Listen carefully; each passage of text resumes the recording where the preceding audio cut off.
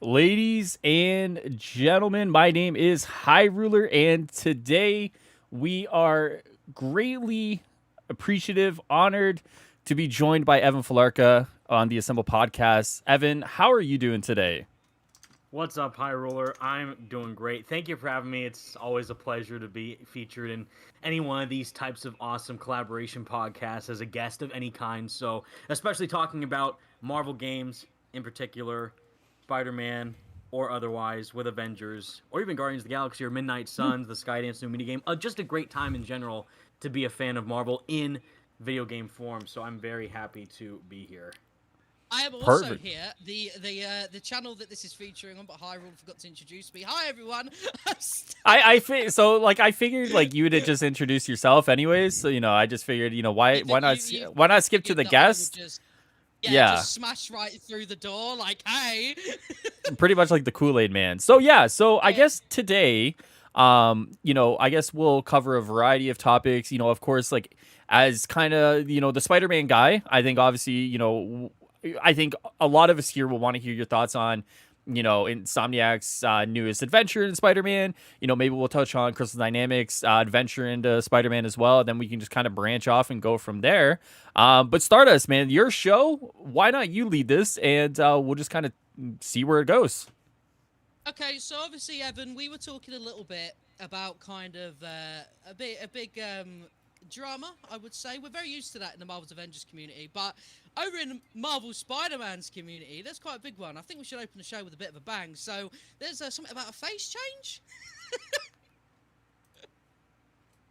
Yeah, yeah. I've heard, I don't know. I don't. It's a bit Yeah, news to me, but do you want to started, but explain it's to like everyone what that's about? the news. Yeah, funny. I mean, it's just like with. I guess it is relevant. Okay, here's the thing. On Twitter, if you go and search like for just topics relating to the Insomniac Spider-Man game, this is still a topic of heavy debate. Like even if someone it's funny because I don't bring it up like out of the blue just by myself. Other people do it, and I put in my opinion. But what it Mm, is that they still show that there's a heavy discourse with people's viewpoints on the, of course, updated Peter Parker next gen model with Ben Jordan as the new face of Peter Parker instead of John Bubniak in Marvel Spider-Man Remastered, Marvel Spider-Man Miles Morales. And the reason why I say this is relevant is because what else? That's going to be the face of Peter in most likelihood in Marvel Spider-Man 2. We haven't seen what mm. Peter or even Miles looks like out of their suits yet in the Mm. game, but it's pretty like clear that that is the general look that they're going to have in the sequel. And it's interesting because what are they going to look like now running exclusively on PlayStation 5 with most likely a time jump that has occurred since Miles's game Mm. to the sequel? Because Yeah. from the first game to Miles it was a year time jump. And even then Miles in the span of 1 year still looks older than Peter in his own game because of So the updated change they've done. But now in whatever Marvel Spider-Man 2 happens, if it's a year, 2 years, however long, I say this in the sense of I'm hoping they can make it visually matured in the way that actually makes it look visually accurate to Ben Jordan or Yuri Lowenthal, who's the main voice behind Mhm. Peter. mm. But it's going to be intriguing because what they did is they overlaid all of John Bubniak's facial animations with Ben's for the remaster, whereas they worked with John from the ground up, which is why, in my opinion, I think John looks better in the base game than the remaster does with Ben. But now they're starting with Ben from day one with their visual aesthetic and detailing for the character model to enhance the performance that Yuri will give as Peter in the game.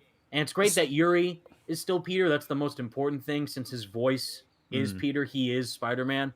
But Mhm. the visual performance, those cutscenes, those moments where you get to talk to, or you get Peter talking with Miles, or Miles talking with Peter, and vice versa with their other characters and supporting cast, those moments are crucial and they really make you connected even further into the characters and their lives. And switching the entire cast member of the main character for pretty much like visually is a big change. And I'm just hoping that they can enhance it better by the time we see him fully rendered in detail in Marvel Spider-Man 2. Because I just recently got Horizon Forbidden West. already a Yeah. game of the year contender for me. Aloy looks incredible, and it's a Mm, cross-gen game, and it still looks insane on PS4 and what I'm playing it on the PS5. So now that this is an exclusive, again, they're going to detail and totally hone in on making each character look as visually graphically amazing as they can. I mean, the trailer we saw was already in-engine footage. mm. That's insane. With Venom and Spider-Man and Miles fighting together, Peter and Miles. Yep. That was the game. That's not CG. Mhm. So I'm already crying knowing that it's going to look even better by the time it releases in 2023. So I'm again hoping that also applies to each character's model with Peter, Miles, and whoever else is shown in the game story. So I just want Sure. to jump in quickly, Stardust, because as someone who's not really connected in that community at all, the Spider-Man community, for me, when they changed the face, I was very much so like, okay, it is what it is at that point, right? Now, for someone like yourself, Evan, who is a finger on the pulse of the community, what was it about the face change that really, I guess, from the outside looking in, riled people up? I guess I would say, was it just like the connection to John Bubniak? Was it kind of the dislike of the new face? Was it a combination of factors? Because, like, as I said, yeah, someone on the outside looking in, at least for me, it was just kind of like, okay, yeah, it is what it is. You got to do what you got to do. So, yeah, like, if you could, like, help explain that to me and maybe some people in the audience, I'd love to know what kind of sparked all of that. Well, it's just like the equivalent of like what would you do, for example, if Spider-Man No Way Home was not a multiverse movie, for example, what if it was just a standard Spider-Man story where Peter goes and fights Kraven and Scorpion, for Mm, example, and that was the story? What if in Far From Home you saw Tom Holland clearly as Spider-Man, and the next movie they recast him with Asa mm, Butterfield, for example, or It's a good way Logan to hide the Lerman? secret identity being So, revealed, though. and right now, yeah, more multiverse stuff. So it's that thing. You build a connection, you build an emotional attachment to the core character in whatever media you're watching. And if mm, they recast it, especially a character as prominent and has super important as Spider-Man, it's a big change. And mainly for mm. me, I don't know about you two, but this is my all-time favorite version of the character. Gotcha. Outside Yeah. of the comics, not even the movies. I grew up with Toby and his films, but this Mm, tops that, in my opinion. It's such a true and honorable representation of everything that's special about Spider-Man from the comics, but also just portraying him in a new way that we've never seen before, both in terms of the narrative, the characterization, and even with the gameplay.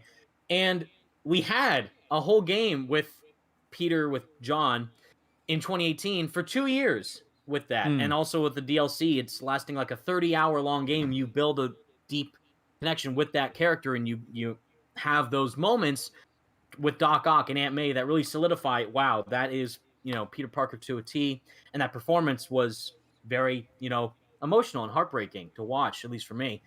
And changing that again after playing the remaster for myself, and I did a review on it. I played the entirety of the remaster, start to finish, all the mm, DLC. No, of course, I have no, ill intent or ill malice towards Ben as the mm, new face of Peter, and I'm sure he's going to do whatever good job he can, as much as he can possibly, involve himself with the process of bringing Peter to life with Yuri and his performance, elevating that, obviously. But it's just a kind of weird thing to like. You haven't really seen that before in terms, at least, a video game of this size with this big of a character, to pretty much change the entirety of the character. Well, meanwhile, everyone else looks the exact same. So, right. it's Yeah. that's It could be a it's little weird. Like, and it's jarring, I guess, very at that point.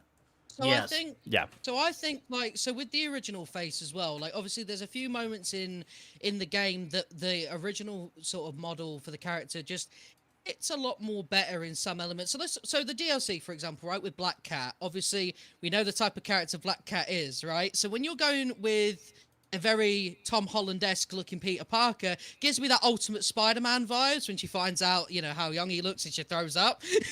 Whereas like obviously with the older face, it kind of fits better. It's less weird. So I understand that completely. I think that as well is because obviously with John, it was very much like he seemed quite active in the community as well. Obviously, you've done like bits and bobs with him in the past and stuff as well. So, do you think that a part of it could have also been like you've almost like seen a friend lose out as well? Do you think that's fair to say? He When I interviewed him at E3 2018, and I feel like I'm one of the few people who directly got to talk to him and post that interview, which is insane, and learn about his process. Like this was before the game released, obviously. So he pretty much told me a big spoiler, like, oh, I have a really emotional scene with Aunt May, her death scene, and he put himself into the process, the viewpoint, the mindset of Peter Parker. He tried to not only act out those scenes to gather facial data, but also he told me that there was moments where he had to match his voice with Yuri's voice, or match his vocal performance to try and connect more to how Yuri acted with the motion capture. And that's the thing, is Yuri is the one and only Spider-Man, right? He's the one acting out those scenes with Aunt May and Yep. Otto and all those scenes. He's in the suit and the mocap on stage with William Sawyers, who plays Doc Ock, with Nancy Lenari, who plays Aunt May, and bringing those scenes to life. That's all Yuri. But again, John had moments in the development process where he had to, at the very least, act out certain scenes so they could accurately model him to portray Peter and his emotions to match with Yuri's vocal performance in the Mm. game.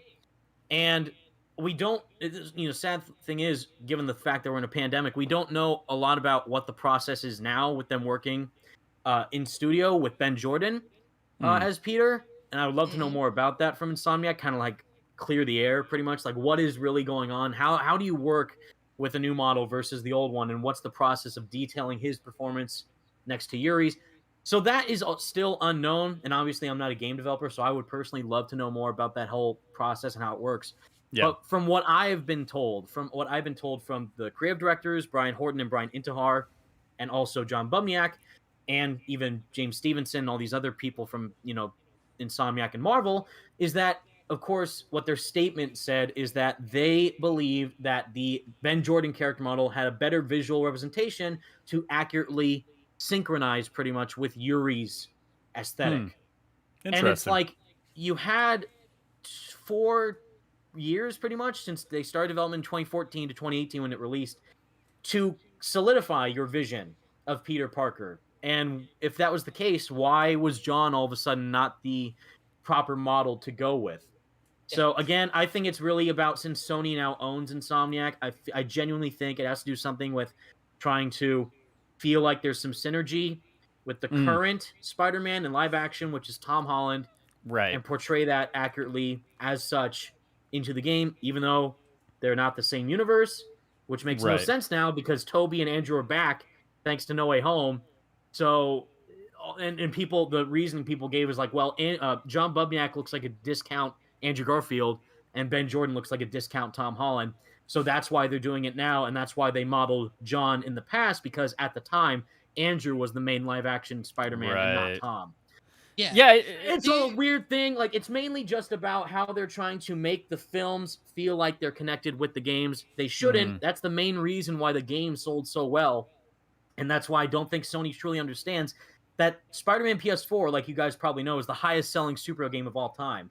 Not Right. Batman Arkham, not Avengers, not Guardians of the Galaxy. Mm. Spider-Man on one platform on the PS4 sold better than any other game in the span of 2 years. That's when it was declared the highest selling super game in 2020. And there, it was because of the unique interpretations of all the characters and portrayals. And Mm. obviously, not a face is going to sell people on that, but everything was new and fresh. Everything from the characters to their designs to their narratives to the gameplay and how it felt. It was all perfect, and it was a perfect product for its perfect time of release. But now with Sony buying Insomniac and them owning them, and Marvel's clear kind of distinction of trying to make things unique and fresh, but also how big the MCU is, I understand why they did it. I just wish that they didn't, or at the very least, they would enhance what John was instead of getting rid of him completely. But I'm still excited beyond belief of Marvel Spider-Man 2, even with Ben as Peter. I'm hopeful that they're going to design him more visually accurate again to Yuri or Ben himself, or just mature him a bit to make him fit that role of a mentor, late mid 20-year-old as Spider-Man, who's been that way for over a decade at that point. So a lot of factors going on.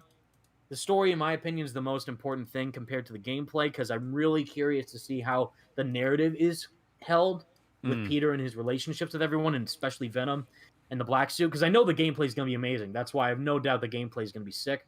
But the story and the narrative that they're going to do and the performances from each person, especially Tony Todd as Venom, can't wait for that. So there's a lot of hype and excitement, but also potential, like, not concern, but just like caution. Like, what are they going to do and make these characters look like now since it's in the future? Are they going to look better or maybe worse? But again, based on a recent game I played with Horizon Forbidden West, and that's like a huge PS5 showcase, even though it's a cross-gen game, I Mhm. think they're going to knock it out of the park visually with the majority of everyone in the game. Mhm. So, So, like, start all right, you us. go first. Sorry, Yeah. bro. So, like, actually, Evan, you touched on something that I bring up a lot, and it's like you said, not a concern, but it is kind of an interesting thought process to go through. Is like, for me, once again, as an outsider, towards Spider-Man and the game. When I played Spider-Man PS4, it seemed like it was a tightly woven narrative, right? Like everything kind of made sense. It went from one point to another. And my kind of concern, I guess I'll say concern on my half with Spider-Man, like the second one, is that when you look towards a sequel and they're bringing in all these different various elements, in your head, as someone who's very closely kind of, with Insomniac and you've talked with them and you've kind of, engaged with their developers, should someone like me be concerned that maybe the narrative gets too big for the game, that maybe they're throwing in too many different elements and maybe there's too many, plates spinning to kind of juggle everything going on? Or do you feel like what they're biting off is exactly what they can chew at that point? What's interesting about that is in my initial review for like Spider-Man PS4, I gave it a 10 out of 10. I genuinely think it's like one of the best superhero games ever made. Mm, Miles, though, I gave a 9 out of 10 because it was great and the gameplay is, in terms of swinging and traversing around New York, and the combat is much mm, more polished mm-hmm. compared to Peter, but the story kind of was hindered in some areas. But that's because it was a shorter runtime Right. because of it being a standalone spin-off game and not a full-blown sequel. Mm, I do agree that there is a lot of things that they have to kind of juggle and handle simultaneously. mm, But the good thing is they did such a good job of establishing everything already in the first game. And this is not an origin story, obviously, and we know that because Peter's been Spider-Man for 8, 9, maybe 10 years by the time the sequel's out, establishing his lore and his background and his characters. So mm, because of that, Insomniac have a lot to play off of with the narrative handling of all the villains, especially Venom. In this universe, he hasn't even fought Green Goblin yet, so that's going to be most likely a tease to set up Marvel's Spider-Man 3. I know I'm mm. insane because I'm already speculating about a game that's probably 5 years down the line instead of the game that's coming out next year. But Right. the thing is, that's what's exciting, is that there Mm-hmm. is all that potential. There is all that interest in how can they build this with Wolverine. If it's an MGU, a Marvel Gaming Universe, finally, what I've been dreaming of all my life, pretty much, to see the MCU in games in this grand way, and Mm-hmm. how that could interweave all these narratives with the characters, with the villains, with Spider-Man, if they end up building off of those other Easter eggs in the first game with Avengers Tower or Matt Murdock and his law firm and all that. So all this potential is obviously like out of this world, like insane, just thinking what could happen. But Right. realistically, I think again they're going to keep it straightforward in terms of, I remember specifically there's something that Brian Intihar brought up, the creative director, saying one of the good factors of how you can tell a good story from a bad story is if you can summarize the plot in one sentence. Mm, So Marvel Spider-Man, what is the plot? Doc Ock makes his arms, but then Mr. Negative is there, but then there's also Miles Morales, and then there's Mary Jane and Peter are broken up, but there's a new threat in town that he has to face off against, but he still has to kind of balance his life. There's a lot, right? So there's a mm-hmm. lot of things that you kind of have to think about what is happening in Right. that game's world, even though it's an established world. There's a lot of things to build off with the initial narrative that they created. Miles was a bit simpler, is that Peter is gone in New York. He's gone away from New York. He's in Sicario with MJ. He's left Mm, Miles by himself to handle New York as the only Spider-Man there while Peter's away. And the Tinker comes into town, and he, of course, that's the main threat. That is the core focus, right? Is the Tinker and the Underground. Whereas in the first game, there was Doc Ock. There was the crazy pandemic with the Devil's Breath. There was, or the epidemic. There was the, Mr. Negative and the Inner Demons, and mm, Screwball doing crazy stuff on her YouTube channel, whatever it was. right. So all this stuff was handling a lot to enhance the world building, right? Mm-hmm. So now, again, why I'm super stoked is Venom. Right. Venom, Venom, Venom. That is the core North Star, what they say, the core focus of what the actual plot is Venom in the black suit, and most likely what I think is Harry as Venom and Mm. not Eddie, because they've already done such a great job of setting up Harry as this threat that Peter will have to go against reluctantly because he's his best friend, obviously. But that Mm. again, that's the plot right there. The emotional tension of these friends becoming foes. Shout out to Spider-Man friend or foe. But it's sick how they're going to do this, and that's such a new twist that I haven't really been. Initially, I'd be like, "Why isn't Eddie here? Where the hell is Eddie Brock? Why are they Right. doing Yeah. Harry?" No, now I desperately need to see Harry because of how they set up the narrative so well in the first game. You have that relationship ties with him because of the research stations and getting to know about Norman Osborn and his background and how that's going to affect not only the relationship with Peter and Harry if he becomes Venom, which I think he will, but also Peter and Mhm. Miles if Peter Right. becomes Black Suit Spider-Man, and that there's kind of this falling out or tension between them. And that is again what I think is going to really have this story shine. And again, I'm totally reassured the gameplay is going to be great, but I'm like you said, the story really has to balance between a lot of things, but also make sure that they're not losing their true composure about what it's Right. about. Like, don't Mhm. lose itself in the narrative that they're writing to set up like Marvel's Wolverine and Marvel Spider-Man 3 and 4 and Right. 5 Yeah. and an X-Men game or whatever. Like, just focus on what is right in front of you with Venom. And that already Craven is narrating the trailer, right? But even through that, I'm still focusing on Venom because that Right. is my all-time favorite Spider-Man villain. I know a lot of people have Green Goblin or Doc Ock. Me, it's Venom. It's always been Venom. I genuinely think he's like the true antithesis of Spider-Man, just like how Joker is to Batman.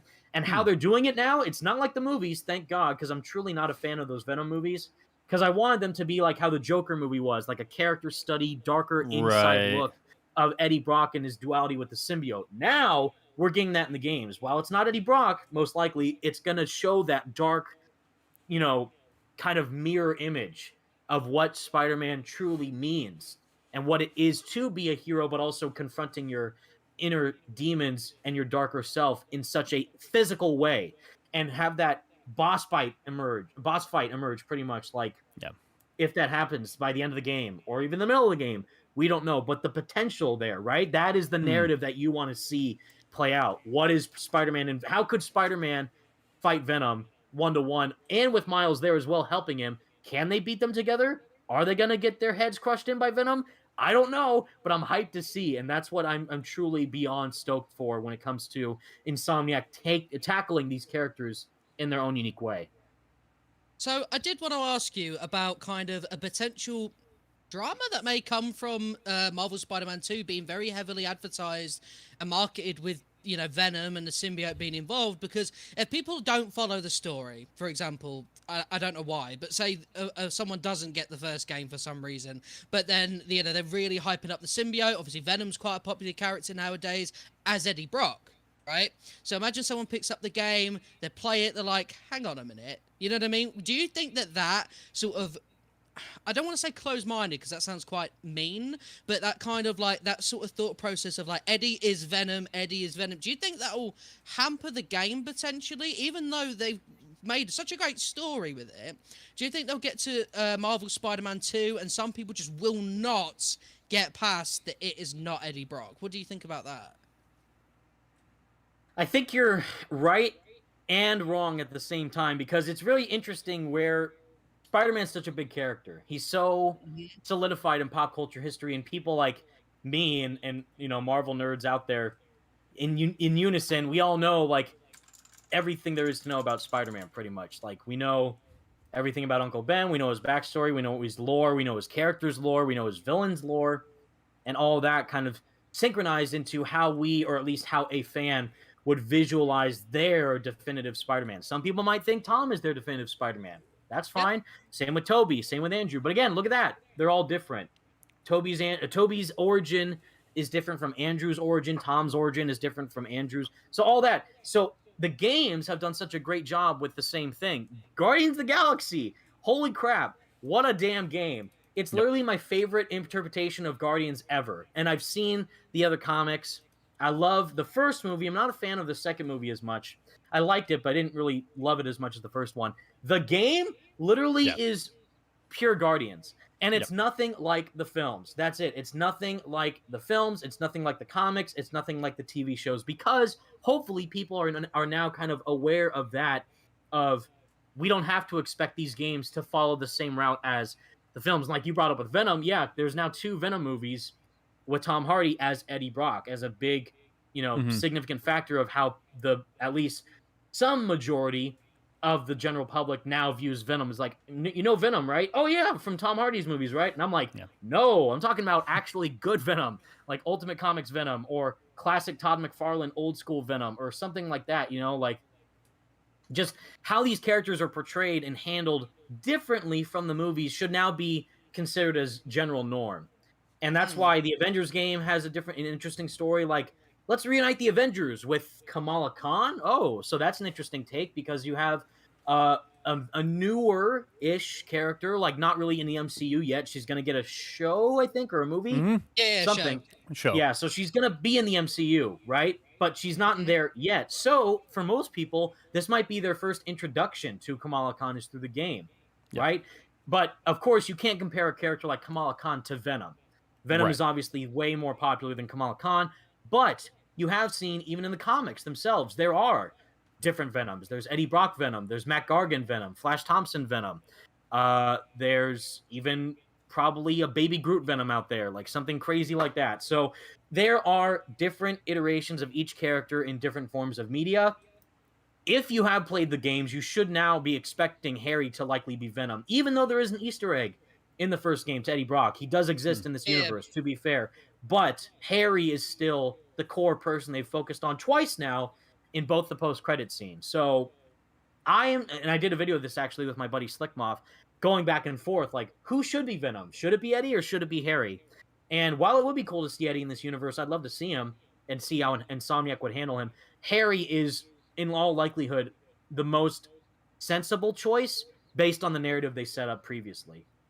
hmm Do you think then as well, like obviously because Eddie Brock, like you mentioned, it clearly exists in this universe. They had a little tease towards it. Do you think it's possible in the second game that it does start off with Harry and somehow finds its way to Eddie? I know that's quite a popular theory. Or do you think that that's a bit too like sudden? That feels like almost like Insomniac kind of giving up on the narrative that they put themselves on. Like, okay, fine, here's Eddie. You know what I mean? So I know you can't see my face cam on the stream because it's like it's only showing YouTube, but I'm like grinning from ear to ear right now because it's like I need this to happen. Is Harry's playable, right? So in the first game, Uh, Peter, Miles, and MJ, Mary Hmm. Jane is the core factor there, were playable outside of Spider-Man. They were the human elements of that game. Is no powers really doing anything. You're exploring the museum or Norman's penthouse or City Hall or the shipping yard, wherever it was, where you're hiding away from Rhino as Miles without powers at that point in the first game. I need it to happen in the sequel, where if we get playable Venom, that's great, like Ultimate Spider-Man style, that'd be sick. But I need kind of like the opposite thing, like almost like a Last of Us Part 2 thing, where Ellie and Abby were playable, right? The antagonist of the game, Abby, Right. was Yep. playable, and their goal there was to try and make you sympathize with Abby because, oh, no one in the Last of Us world is really the hero. Everyone's terrible. It's like, no, I'm not a fan of Last of Us Part 2. I love the first game, but I think how they went about that approach was very messy and didn't really nail the impact as much as I'd like it to. Mm. And because of that, I did not sympathize with Abby because she killed Joel before that. So why yeah. would I sympathize with this random NPC who just killed the main playable character of the first game? Makes no sense. So, and you play as her throughout the entire half of the rest of the game. So I don't know what Neil Druckmann was thinking. That's a whole other topic for you guys to talk about with me. But this is so sick. I'm getting so excited talking about it because of how exciting the possibility is. Where Harry's in that tank with the Nickelodeon GAC. He's been in there for 2 years, pretty much, in the span of the first game to Miles, right? Yep. Mhm. And when the sequel comes out, probably another year will pass by. But at the end of Miles, Norman's like, get him out right now. I'm tired of him being in there. We need him out. And what? Yeah, like you said, what if the game starts? They literally open the tank and they just have Harry there, kind of like walking around, and the symbiote gets out or something. And you are Harry. You're in that state of like you're all weak and disheveled, pretty much. You just woke up from this 1 year plus coma, and Mhm. yeah, how that could work and affect the narrative throughout the game. Like, again, those moments you play as MJ to get a different perspective of the story, right? It's grounding you in a more human element with the narrative because Spider-Man is such a powerful character. It'd be kind of a little bit boring, in my opinion, if you're just to solve everything by swinging in and crawling in. That's a huge draw of the game, obviously, because it's called Marvel Spider-Man. But Mhm. also, who is Spider-Man? Oh, it's Peter. It's Miles. Mary Jane's there to help out Spider-Man. So there's a lot of avenues to explore. And Harry's the same thing too. He is most likely going to be one of Spider-Man's most iconic foes with Venom. And if you play as that, not as Venom, like, swinging tentacles around eating people, but Harry, and then transition into Venom and maybe Black Suit Spider-Man, of course, down the line. But that narrative draw, that intrigue of getting that other player perspective, especially with what we already know about Harry in comparison, again, like Abby in The Last of Us 2, where she had Mhm. no build up. She's just there, Yep. kills Joel, and you play as her. I could care less. Now we have Harry and Peter's relationship pretty much already fleshed out. And even Miles was great in this game. There's an Easter egg already in there in one of the side missions where Peter directly talks about Harry. And Miles like, "Oh, I can't wait to meet Harry someday." And it's like, God, that's such good writing. It's just good writing is the thing. And that's where I'm excited to see what they're going to do now, since it's not a spin-off game. It's not a origin game of sorts where you're starting to get introduced in the world. The world's been established. Miles has been established. Harry's been established. Peter's definitely been established. And what can they do next? And that is so exciting for me personally as a gaming fan to see, because you're going to spend way more time with these characters compared to watching a movie or a television show. I So, mean, I'm oh sorry, I was just gonna no, say one yeah, thing. Like, I'm excited for like Moon Knight, for example, right. or even what's the other like Marvel thing coming? Doctor Strange, Yep. like the Multiverse of Madness. Like, yeah, cool. I'll sit down for 2 hours and a half and watch that movie or whatever. Watch each week to see the show for Moon Knight, like each episode, and they'll Mhm. probably be like half an hour to an hour long. The games, again, this is the future in my opinion, where you play them at your own pace. The stories are broader, they're longer, they're more explorable because you're not constrained to a linear defined path. You have all these options to explore. So just like Guardians of the Galaxy did with Star Lord, like, did you know that Rocket was traumatized by water and all that? Well, I guess because that's what the main mission tells you by the end of it. Right. But if you explore and collect these, artifacts around certain levels, you'll learn more. You'll learn more about Rocket. You'll learn more about Gamora. You'll learn more about Drax. And the same thing with the world building and the backpacks with our Spidey Squad logo in the first game and all that. So that's wild as well, by the way, that's still there in the remaster. And I'm just honored that they still include that, because that just shows how much they care about the community. Yep. But again, it's all about the fans and their connection with Spider-Man and him becoming a hero while overcoming the challenges of Venom and other foes he'll face down the line, like Green Goblin or whoever else. And I just can't wait. So you kind of segued into like my next question, like very perfectly, because you're talking about experiencing Spider-Man and the community and people together. And what I've seen a lot of since the game was announced, and it's a playable Miles and a playable Peter, I would believe. A lot of people have been asking about like a co-op, right? Like a co-op mode. Do you foresee like Insomniac kind of ever taking that on? So where, I could play as Miles, Stardust could play as Peter, and we're swinging around the city together? Or do you believe that kind of with the direction the game is going, that they're better off just continuing down the path as a single player game and you just swap between perspectives at different parts of the story? Well, I I might have misheard you, because you said that the sequel is not co-op, right? Because they did No, confirm that. oh, they did confirm. Okay, so that's news to me Yeah, then, because like I know people yeah, in the yeah. chat right now were kind of saying, "I wish it was co-op." I want to play with my friends. Okay, so Mm. then it is co-op then. Yeah, right off the first like press release they provided for the game, yeah, they confirmed. Even though you see that sweet scene of Miles and Peter literally flopping that guy to break his damn Mm, neck, yeah, they confirmed it's not co-op. It's still only single okay, player. so But like, what that tells me, oh, sorry, I was just mm, gonna say, yeah, of course. what that tells me is they're going the Arkham Knight route, where if you play Mm, Batman Arkham Knight, you have the dual play mechanic where you, as Batman, could team up with any one of your sidekicks, Nightwing, Robin, Catwoman, whoever, Batgirl. Well, she had her own DLC, but basically there was a mechanic in that game where you was still not co-op. It was still single player, but you pressed a button and you could switch instantly between Batman and whoever else was on your team. So I think they're going that route, or like the GTA 5 route where you can switch instantly in the open world between whichever character you Right. have. So Miles or Peter. And keeping that still focused in the single player manner, I think is the right way to go. I'd love to see a co-op game, maybe down the line, but keep Mm. these Spider-Man games single player, in my opinion. I think that's where the draw is for the enhancement of the story, unless you go the Avengers route, not making it live service, but do like a co-op element of sorts. So That like could be cool, Legends but it would in Ghost of distract Tsushima. from the story a bit. Mm. What about Ghost of Tsushima? Would you say that then they could do it like Legends, like Ghost of Tsushima did it? Maybe. You know, like I mean, like a little because they expansion to the added game? that, like, because Sucker Punch are amazing, first of all. But yeah, they said like in development, like this is only single player samurai, right? There's no plans for anything else. Boom! Literally later, full on free multiplayer mode, dude. Like Yeah. Sucker Punch is amazing. So if they did that, I'd love to see it. But I think they are for these Spider-Man games because Insomniac is making a multiplayer game. We just don't know what it is. Right. But Spider-Man and Wolverine specifically, I think, will be single player oriented.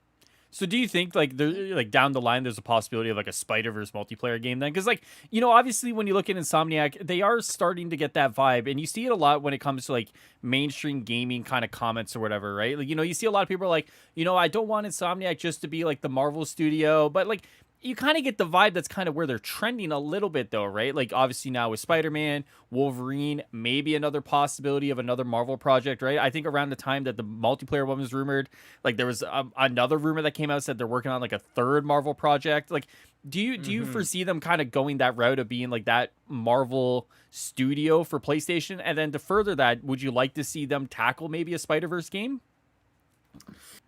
See, I want these games to be as grounded as possible. So no Mhm. multiverse, no other spider people besides Miles. I know people probably want like Gwen to be introduced because they teased that she's not dead. They teased that she's still alive in this Insomniac Spider-Man universe. So if they bring her back or bring her up, they reveal her in Spider-Man 2 to then have her get bitten by another spider that's in the Norman penthouse because there are all Mm. those spiders in those cages.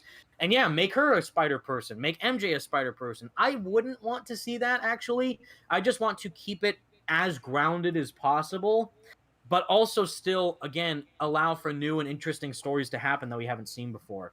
I'm Mm. totally down for Marvel Games madness, pretty much. Give me a Spider-Man game, please. Give me Wolverine. Give me Daredevil. Give me Fantastic Four. Give me a Moon Knight game. Give me a Punisher game. Oh, Yep. please. I would cry. Even Midnight Suns. I know a lot of people probably aren't looking forward to that. I'm looking forward to it because it's different. It's Yep. new. Yep.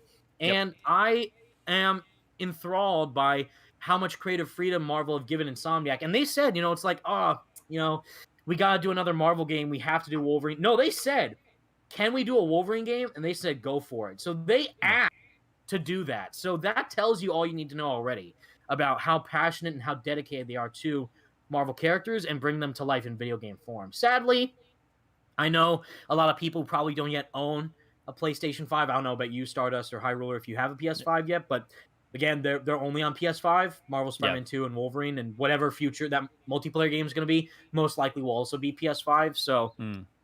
it's wild, but again, that just shows how much they truly want to take things to the next level with next gen, and that's already apparent with the trailer we saw for Spider-Man 2 being in engine. And Yeah. even though Wolverine was CGI, I wouldn't be surprised if it looks damn good or even better than what Spider-Man 2 is going to look like. So I'm totally down for it. And yeah, like all possibilities are open for what direction Insomniac could go. They could do a Spider-Verse. I don't know at all.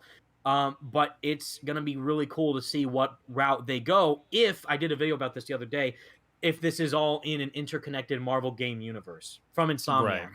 Right. So there was a question that I did want to ask you, and it was one that's going to get a bit juicy, and it is Marvel's Avengers related as well. So prepare I'm yourself ready. to be a fan favorite in this community, man. Right, anyway, but I can smell the pitchforks burning from here. But Oh, you buddy. you ready. mentioned that Marvel Spider-Man was very successful due to the fact that they didn't just go right MCU. It's literally an MCU video game without it literally being one, right?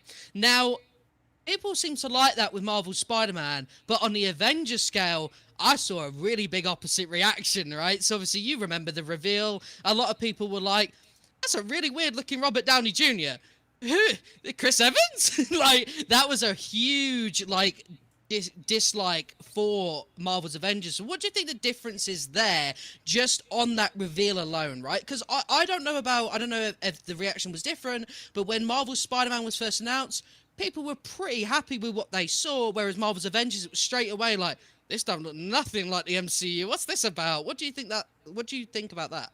I honestly don't know why people were upset. I'm more upset about the status of the game and the model it is with the live service, which is kind of the biggest thing about why I think the game is still, for the viewers out there who don't know it, still in debt, still in 70 million, dollars in developer debt because they haven't recuperated their development costs.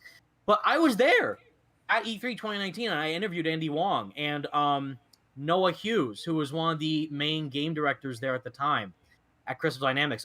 I liked, in the theater, it was cool seeing the A-Day demo because I live in San Francisco, so seeing the Golden Gate Bridge, that was sweet. I just hate seeing it over and over again with the rest of the marketing, showing it 1,000 times over, nothing else. But the reveal, people should have expected it. It's not an MCU tie-in game. It is its own thing. And I was excited about that because that way, this could be just like how I view Spider-Man PS4 to be the definitive Spider-Man interpretation. I thought the same thing was going to happen for Avengers, just like Guardians of the Galaxy. Guardians of the Galaxy, the game, is my favorite version of the Guardians, and I thought we were going to see that for Avengers. And I'm mainly just not. It's right here, actually. If my screen, I have a poster autographed by the cast from Comic-Con of Avengers. So I'm cool. dedicated to the game. I just hate how it is, but I liked it was a different interpretation. But my problem, or I think at least the problem that some people have with it, is it was too safe. Like they tried, because the MCU is massive, right? What's the first thing you think of when you think of Iron Man? Robert Downey Jr. What's the first thing you think of when you think of Captain America? Chris Evans. You think of those versions of the characters because they're so iconic, and it was even worse because the game was internally delayed and it revealed the gameplay demo right after Endgame had come out. Couldn't have been a worse time for it because that was the biggest thing from Marvel, and everyone was still crying over Iron Man's death. Spoilers.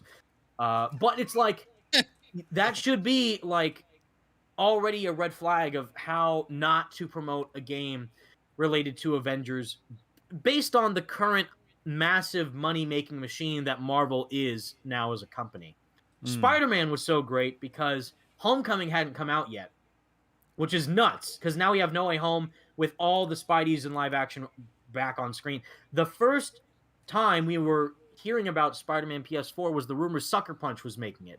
And it's like, oh, Infamous is sick. They're going to do Spider-Man. Yes, give me that right now. And then it wasn't. It was Insomniac, which was like a huge twist.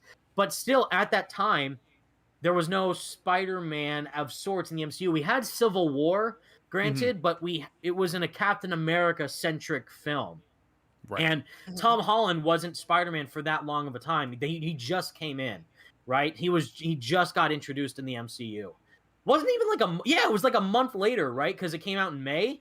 Yep. Civil War, and then June was the reveal for Spider-Man PS4. So literally a month later, right? So it was still fresh in everyone's minds. It wasn't even like this kid's gonna go places, right?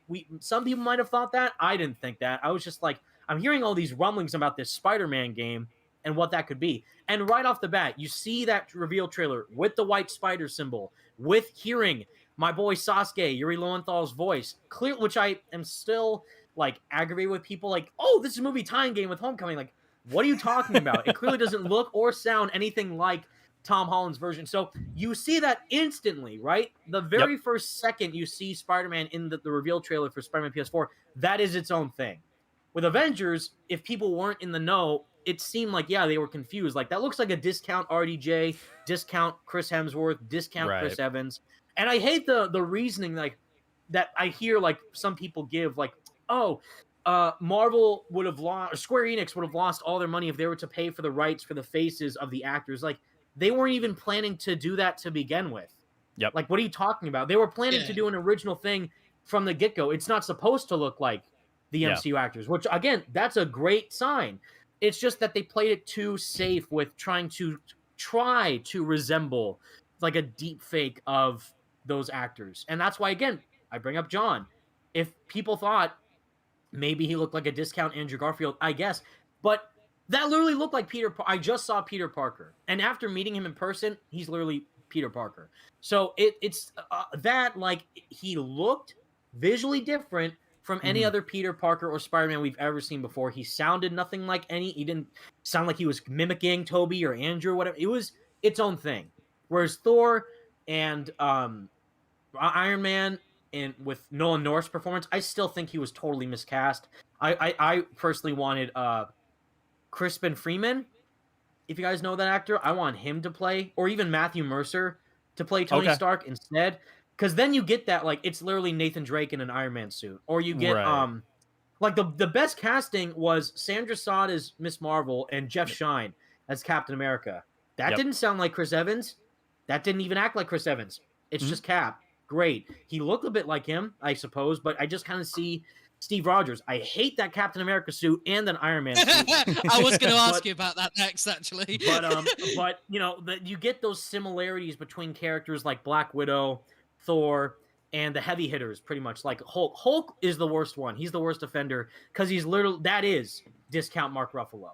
I was expecting if you guys have seen the animated or old school Marvel movies like the Ultimates Marvel movie Yep. where it's I was Yeah. expecting like a D. Bradley Baker voiced lanky, sickly looking Bruce Banner, like Mhm. a scrawny nerd, not literally just Mark Ruffalo, Yes. especially 2012 Mark Ruffalo. He had poofy hair and the glasses and the purple shirt. That's literally, he just got ripped out from the 2012 movie.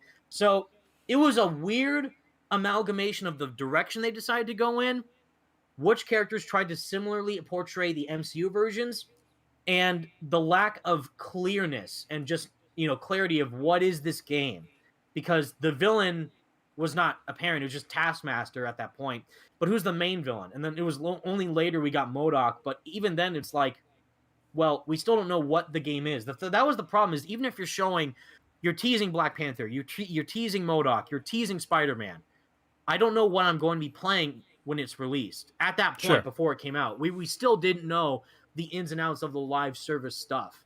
And it Right. still has that problem where this roadmap they're teasing coming soon, we're going to get updates with Nick Fury and the gear that they're still working on for some reason. And it's just like, what are you doing? Why you're not being clear enough? You're not being consistent with your marketing towards people. Mm. And even then, it's just not really a simply transitionable game for people to jump into and just play. Like I brought this up in previous videos. Like I love Genshin Impact. It's a perfect example of what Avengers should be, and it's a free to play game, and it's a brand new IP, and it literally made over $1 billion in revenue because of the obviously microtransactions that are in there. But it's just based on good faith that the game itself is easy to jump into, fun to play, and it looks visually gorgeous, and the soundtrack slaps. But it's just a fun game. Marvel's Avengers, I can understand it being fun for some people, but based on the lack of variety that's there, and again the kind of similarness to the MCU in terms of just how safe they're playing it, they could have done a lot more. I liked Black Panther. Christopher Judge. I mean, Yep. that's goated casting, Yeah. and obviously, T'Challa looked nothing like Chadwick Boseman. Rest in Right. power. But it, you know, that it's hard because there are specific roles that you can't top. Like I don't think Right. anyone can top RDJ as Iron Man. I don't, no matter who they play as them, you know. And I liked Chris Pratt as Star Lord, but then John McClaren comes in and say, "Yo, what's up?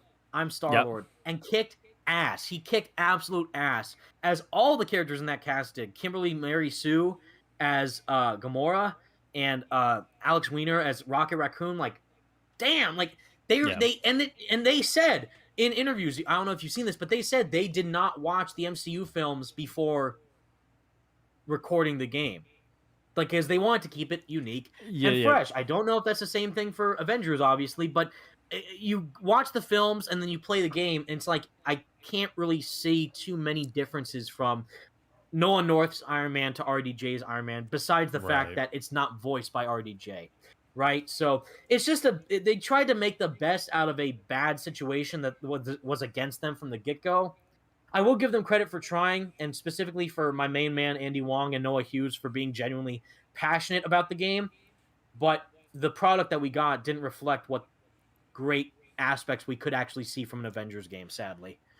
So I want to kind of hone in on, I guess, like the Spider-Man portion of Avengers, right? Kind of get your thoughts on kind of like it felt like for at least people in the community, and I'm sure for someone like yourself, it felt like it was like a bad case of blue balls a lot of the time, right? Like, will Spider-Man show up here? Will Spider-Man show up there? And then, like, I'd like to get your thoughts of that process, and then finally, when you were able to get your hands on him in the game, and just kind of walk me through like your thoughts on. We could break it down to even go like the mission chain, or Sean Chiplock as the voice actor, and just kind of I would love to hear kind of like the timeline of your thoughts about Spider-Man and Marvel's Avengers, if you wouldn't mind. Well, what do you guys think? Because I've been So like yeah, running a I mean mile a for minute sure. here, but what do you Yeah. guys think about Spider-Man? I know Stardust was pretty hyped when he swings. He swings. I remember for sure you were hyped to seeing that trailer. But Hyrule, I didn't I don't think know. you I watched don't that, know if you you know? recorded a reaction, but Yeah, so I mean like I Um, guess like when I or, like first recorded saw a reaction. I mean, sorry. yeah, no, it's all good. It's all good. Um, so I'm not like a big Spider-Man chill kind of guy, right? Like he's a cool character. I read the comics. But Right. like for someone like yourself or someone like Stardust, I don't have that emotional attachment to him to where I say like he's my character, right? So when I first saw him in the IGN video, I looked at him. I was like, oh, he seems pretty cool, right? Like there's a few parts that I thought were janky, and I still think that's janky. But like overall, I looked at Spider-Man and I was like, okay, that's cool. I looked at the mission chain and I said the mission chain's kind of ass, right? Like I haven't to be completely honest, I haven't completed it yet on my main account that I play on. Really? Haven't Oh completed it. God. You know I what? think You dodged the bullet. I can guarantee you because I have uh, done, and it's like it took me like what 6, 7, 8 hours to do. yeah. Even in my live stream when I played it live on launch day, my Mm, game glitched, so I yeah. had to stop playing. But I got like what, like less than halfway through it in the Yeah. span of 5 hours. So I'm like, Yeah. Jesus Christ. So yeah, Yeah, it I mean, was like their nuts. usage of like mission chains and like tying events to them is like a whole other ball game. But like I never completed it. I thought a lot of the costumes were like, not really that great. There's a few ones I particularly like the Mark IV. And then I regularly use the Far From Home on it. Yeah. But like for me, anyways, it just kind of was like it felt like there was a lot of hype, and it's like, oh, he's like a cool character. I enjoy playing as him. I have like a cool build that I use, but like the stuff surrounding Spider-Man was just like, right. That's for me. I'll let Stardust answer because I know Uh, he's the resident very Spider-Man guy. Yeah. Yeah. Okay. So with me, again, I think that the reason that I'm so on the fence about the way they did it was because I understand the reasoning behind not everyone can have him, but this is fucking Spider-Man. Like, he is the most marketable superhero in the entire world. That dude sell. You put him on something that isn't even superhero related somehow, and he'll sell a million versions of whatever that item is, right? And I feel like going into this and, Spider-Man being in this sort of, environment that I've always wanted to see him in, AAA style team kind of game, I was really excited for it. But here's introduction to simply like there was another case of blue balls in a way because you had the Molten Man name drop that nothing happened. What? That's a villain sector that I wanted to see. The mission chain style thing didn't really showcase his abilities too well. I feel like when they were designing it, I think their idea of it was to be like, okay, let's use this as a way for them to unlock stuff, lore as they learn how to play as him. But the problem is that when you ask a character to do the little breakdance kick he does 50 times, you kind of don't want to do it anymore. And it gets to a point that unless you're like absolutely like you love the character, once you do those mission chains, you probably don't want to touch him anymore because it kind of just puts you off entirely. And I think that so for me, the reason as well that so you obviously watched my reaction like he swings is because in this game I genuinely didn't think that he was gonna swing. I thought he'd webs it, and I was genuinely terrified that they were gonna go for the Black Widow style pull up to ledges and stuff like that, which I would have been so gutted. So the fact that they went for something was pretty cool, but I think that the fact they went for the swinging and the voice actor is kind of where like the excitement for me kind of lives and sort of ends there, because the costumes, they missed a good shot out. Where is the symbiote suit? That makes no sense. Where is a bunch of outfits really? They went just with mostly recolors, which for Avengers, not shocked but disappointed, like an angry dad. And yeah, it wasn't the experience that I was waiting for personally. I still use him. It's still Spider-Man, but it's just not really kind of what I was waiting for so long, since August of the year it came out. Yeah. At that point it's just like there he is. Yeah, And that's it. yeah, Like, literally. oh, Like, finally, after what? Like, because he remember, he was leaked to come out in March of 2021, and then it was only in yeah, November when he released, at the very end of November. So, they play it really safe with those timestamps, by the way. Like, oh, we're going to release the roadmap in early 2022. For them, early means like the last possible time frame of like March before we get into like the middle of the year. So, that stuff, yeah, it's just like I love Spider-Man 2, obviously, and I was just like, when they announced it being an exclusive, I'm like, let's go, because I thought they were gonna do finally an MGU. We're gonna connect the Spider-Man yeah. with Insomniac to Square's Avengers. Gonna get that MGU greatness. Can't wait. My boy Yuri's gonna come in, and then they said it was their own thing. So it's like that already kind of killed my hype because I wanted desperately for them to interconnect them, even though the Avengers game is not as good as I'd like it to be. And some people are like, oh, they dodged a bullet. Like I thought it would have been cool, like to connect, because he says in Spider-Man PS4, oh, I think the Out of San Avengers are on the West Francisco, yeah. Coast. Yeah, so Yeah. it's like, oh, great. So they are doing the MCU, and they didn't with Insomniac's Spider-Man. They did their own. So I just played through the whole iconic mission chain. Literally got that only one cutscene with Peter talking to Kamala and the other Avengers of the Chimera. And then there was like little cutscenes talking to Liz Allen and Mark Raxton, and it's just bland. It's just like I felt nothing doing it. So it's like, wow, what's the insight with Alistair Smythe or Spencer Smythe and Mark Raxton becoming Molten Man, and they got James Arnold Taylor, my boy Ratchet and Clank, to voice Mark Raxton, and they just said, nah, bye.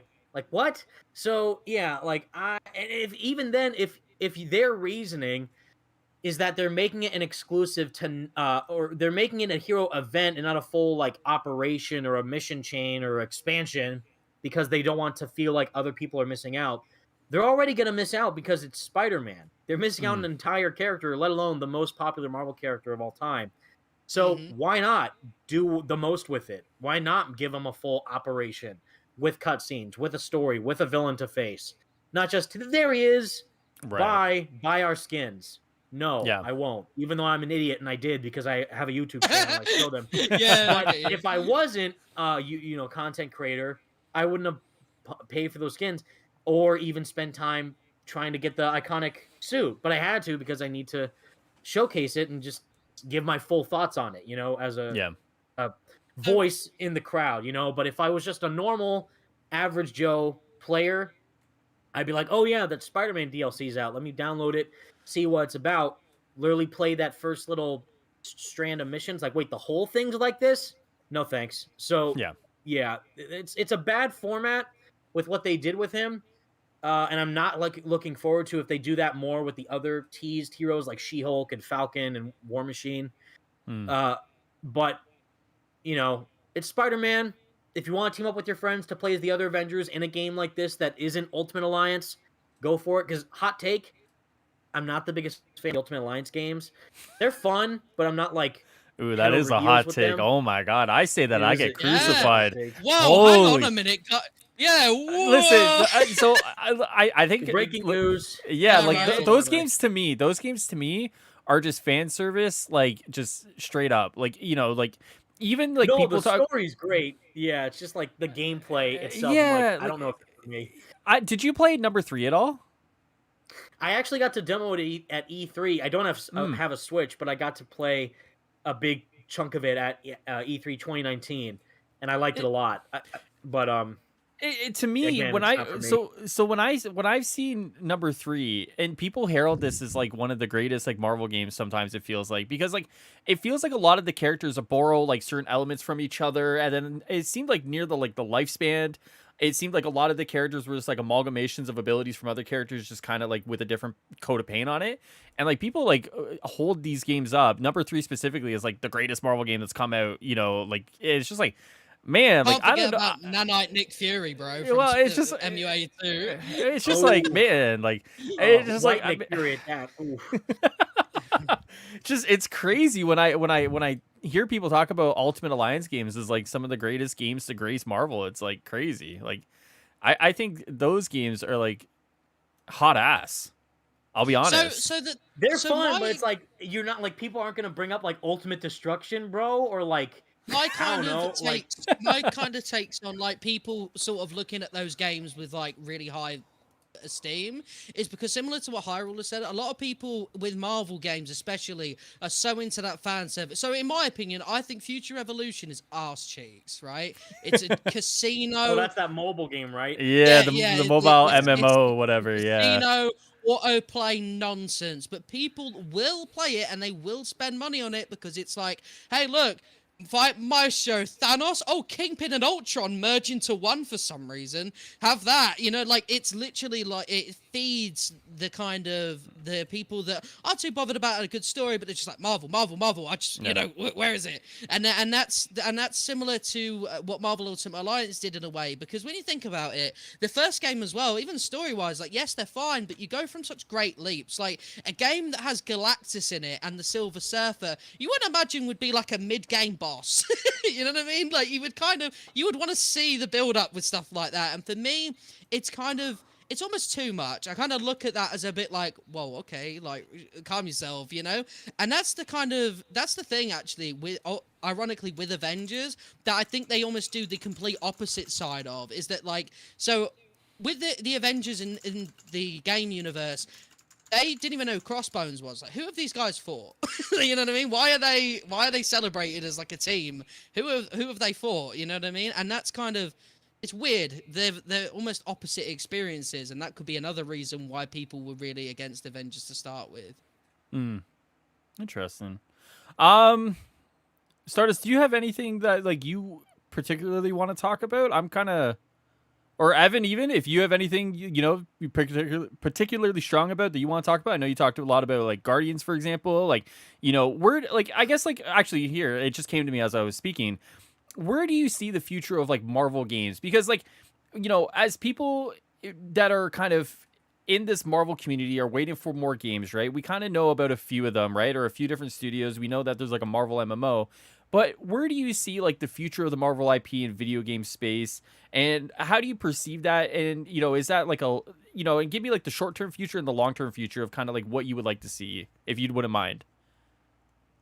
I think this is, again, like I said earlier, this is the future. I genuinely Mm. think that this is where the next generation of Marvel is going, not in terms of like next gen gaming, but like the movies are great. Doctor Strange looks cool, Moon Knight looks fun. I'm Mm. not really too hyped for any of them per se over a thing like Marvel's Spider-Man 2 and Wolverine from Insomniac, or a Skydance possible new media game made by Amy Hennig, Uncharted fame. Amy Hennig, who could do Yep. Daredevil or Fantastic Four. I almost said Doctor Strange. Listen, I just remembered. I advocate for this all the time. Mm. Literally, give me, begging for my life here, a Doctor Strange game made by Remedy Studios, who made Alan Wake and Oh, Control. Oh, that'd be baby, interesting.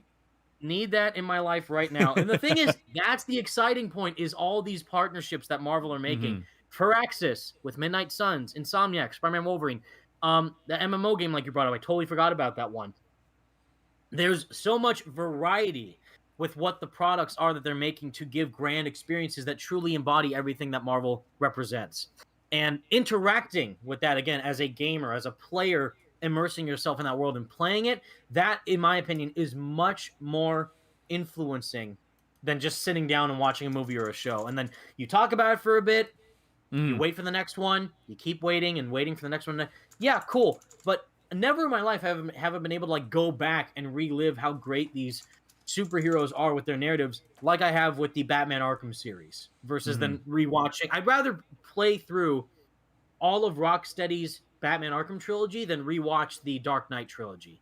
And I love those Oh. movies. I love the Dark Knight. I love Heath Ledger's Joker. I really even do like the Dark Knight Rises. Batman Begins might be my favorite actually because of just Liam Neeson alone as Ra's Yep. al Ghul. Killer cast. But the games, again, you are Batman in that. You are fighting off against the Joker so much that he becomes you, right? You Yep. are in that mindset of one of Batman's greatest foes, more so than you could ever be than playing or watching The Dark Knight or watching the Joaquin Phoenix Joker movie, which I love. My dad, fun fact, that's one of his favorite, superhero movies of all time from DC is the Joker movie. He loves it to death. And it's just insane how the games, though, can elevate those stories and those narratives and those characters to such high levels compared to these films. And that just shows how talented the developers are and the vision that people like Bill Roseman or Amy Hennig or Brian Intihar or, just whoever is behind the next big thing have such resonant passion for these stories and these characters and their craft, bringing them to life, and the teams behind them truly investing passion and years of their life to bring them to life is what inspires me even to try and do things like report on the news and just get people Yep. excited, because this is what I'm truly hyped about and other people could be hyped about too. And yeah, for the games, like we kind of already talked about, like Spider-Man 2 and Wolverine are PS5 exclusives, Yep. right? So that, and even with the Wonder Woman game coming out with Monolith being a next gen only too, like that's sick, And I liked Gal Gadot's Wonder Woman aspects of it. I never saw 1984 because I heard how terrible it was, and it didn't look that great either to begin with. But that Wonder Woman game alone, Yep. I already know Monolith. If you've played the Shadow of War games, Lord of the Rings Shadow of War and Shadow of Mordor, they're gonna kick ass. They're gonna do so good with bringing Diana to life. Are you kidding me? So it's stuff like that, like the talent that the game developers are known for with their past titles, and inputting that same talent into a character like Punisher, a character like Moon Knight, a character like America Chavez, a character like Squirrel Girl. We don't know. So all that infinite potential is what inspires me to get more into that world of gaming and just theorize and speculate and get hyped for what potential could happen next if you do get a standalone Doctor Strange game made by Remedy, or the Suicide Squad game from Rocksteady, or Gotham Knights even. I'm not really excited for either of those, Bill. Just to be honest. But just those in general, like, get people amped up for Yeah. those characters, no matter if you are a Marvel fan or a DC fan. If you are in any of those categories, at the very least, you get interested into the gaming side of it. Like, I can at least play with you, Stardust, and Hyrule. We could play Suicide Squad together. We could play Gotham Knights together. We could play Midnight Suns, not together, but we could play it, as a group of fans experience. Did you do that yet in Midnight Suns? Oh, no, I did this, So that, again, has more investment than, you saw that movie too, yeah, right? We saw No Way Home together? Yeah. Did you like it? Yeah, it was cool. Great. Can't wait for that college trilogy, right? Yeah. All right. Marvel Spider-Man 2. Yeah. There's Venom, there's Kraven, there's Miles, there's Peter, there's Wraith, by Yuri Watanabe. She's in there too. There's Wolverine to be possibly connected. You see what I'm talking about? There's all these potential possibilities there that gets the conversation going and keeps these games relevant. Why do you think, if you even saw, I'll try to send an image on it on Discord, Homecoming, Spider-Man Homecoming came out before Spider-Man PS4, right? That came out in 2017. Yep. Spider-Man PS4 came out in 2018. The opening numbers of Spider-Man PS4 when it came out outperformed the beginning box office weekend of Homecoming. So that tells you that the demand and the investment for a character like Spider-Man to be handled in a game of this scope, with the amount of detail and craft and passion that the developers have for it, can easily outperform any one of these movies. Even though No Way Home and even Far From Home made over $1 billion, right? Spider-Man PS4 is the highest selling superhero game of all time, only on PlayStation 4, with over 20 million units sold. I don't know if you guys can do math, but that means it's a $1 billion property as well. The first game. I don't know about Miles, but the first game, not the remaster, but the PS4 version, is a billion-dollar Spider-Man gaming property for a video game, not a movie, not a live action thing, for a video game. And that again is where we are headed. In a decade's time, the release already of a game like Horizon Forbidden West, Mhm. Jesus Christ. Like I can't wait for the Batman movie, for example, with Matt Reeves and Robert Pattinson. That's Yep. going to kick ass, but I would be lying if I said I was not more hyped for um if they had like a solo Batman game announced, not Gotham Knights, but like if there was Yep. A new a one. new Yeah. Batman game, that Yep. would get me a million times more hyped than if the Batman movie releasing. Because I know for a fact it's 3 hours long, which I can't wait for. But I Yep. already know I'm gonna see it, I'm gonna love it, and that will be it. Yep. You'll Right? kind of just move I on at will, the end of it. Yep. yeah, I will probably look forward to a sequel, which probably will happen with the universe that Matt Reeves is crafting, and I can't wait to see the performances of everybody, but not Yep. about like what could they do next, right? What's Yeah. going to happen? What's the next thing in the pipeline? That is where the marketing kicks in. Like they don't even have to promote anything because the game or the experience speaks for itself. And that's what Avengers could have done, where it's like, damn, that campaign with you kick MODOK's butt as Giant Kamala Khan. I can't wait for War for Wakanda. I can't wait for Spider-Man. I can't wait for the Kree invasion. I can't Yep. wait. Like that should be the discussion right now. And it's not, sadly, because the game itself wasn't properly articulated in a way that would get people invested. Whereas like me, Right. I don't know if you play Genshin Impact. Amazing I, game. They just released like a new expansion with you know, the one of the main characters of the game, the Raiden Shogun, and mhm.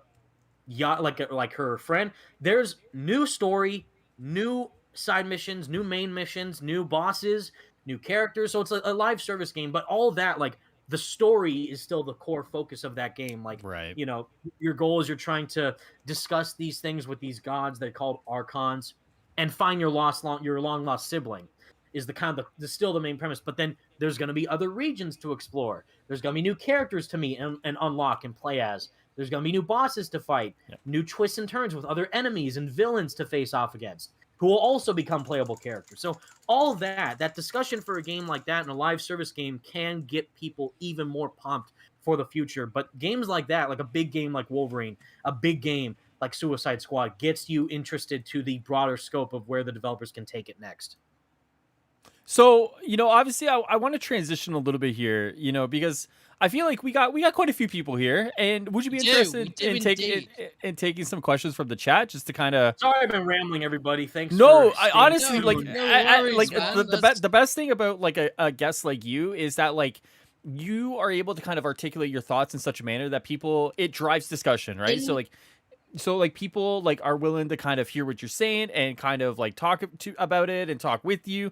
And that's kind of where I want to take it, right? Like get people from the chat if you're interested, just kind of ask you some questions, whether it's about Marvel games or Spider-Man, and just kind of go from there. You want to take a few? Are you okay with that?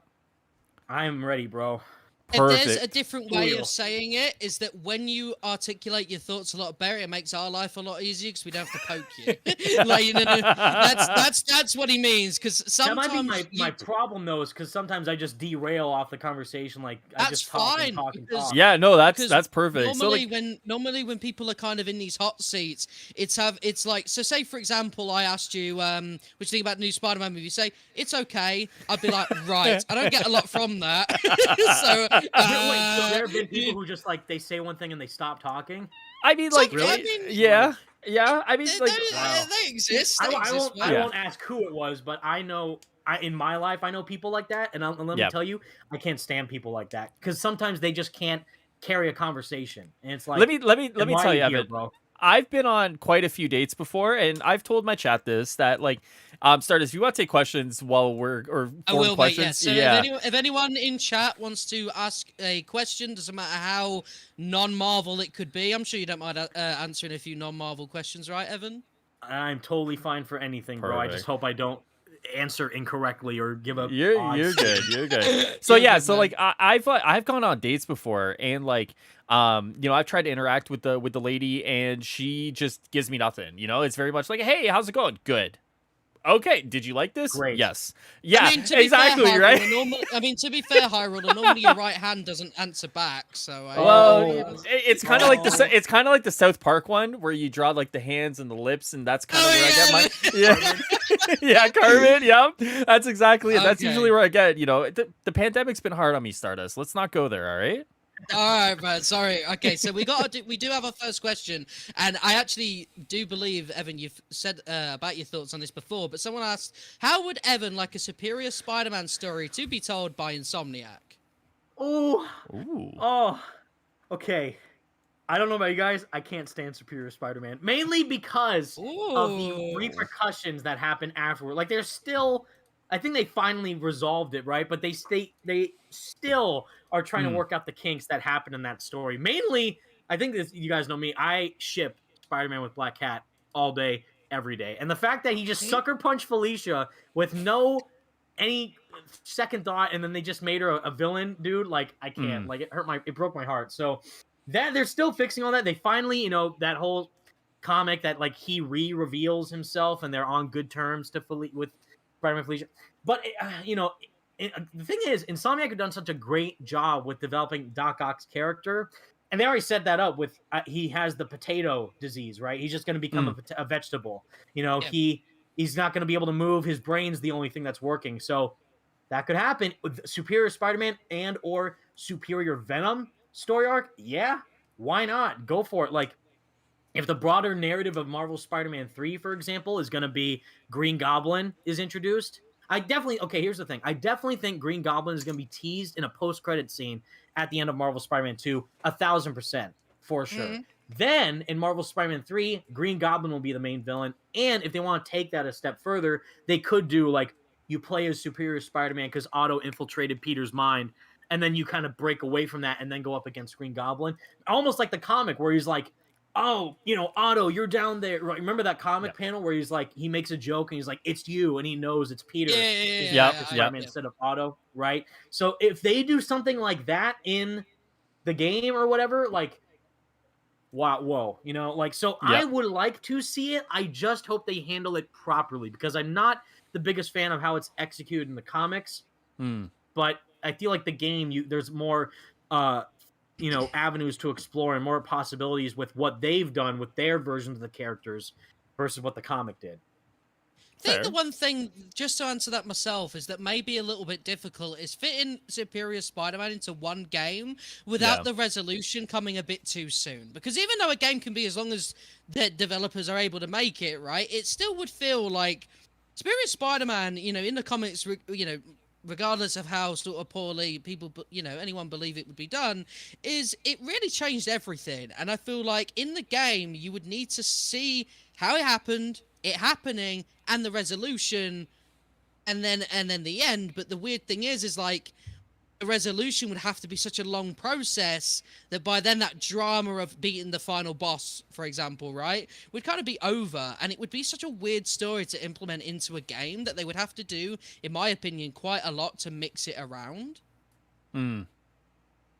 But yeah, it's also like not an obscure story per se. Like I at least as a comic reader, I would think most people know Superior Spider-Man, or maybe not. I have no idea. I don't know what the general consensus is amongst the community. Like, I'm sure you, Stardust, and High Ruler, since obviously that you know about Superior Spider-Man. I'm sure the majority of the chat knows about Superior Spider-Man. Would the general public know about it?